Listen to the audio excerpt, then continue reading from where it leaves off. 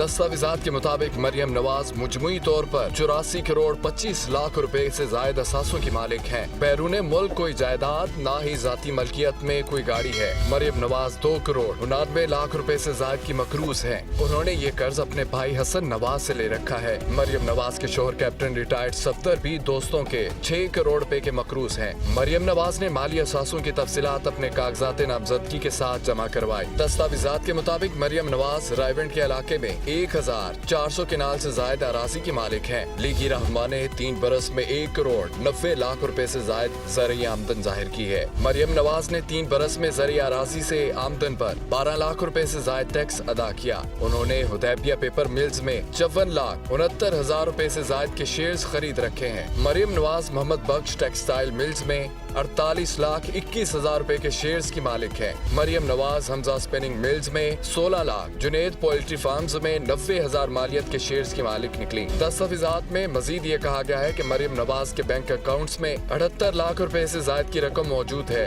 मरियम नवाज ने कागजात नामजदगी में तालीमी काबिलियत MA इंग्लिश लिटरेचर जाहिर की है।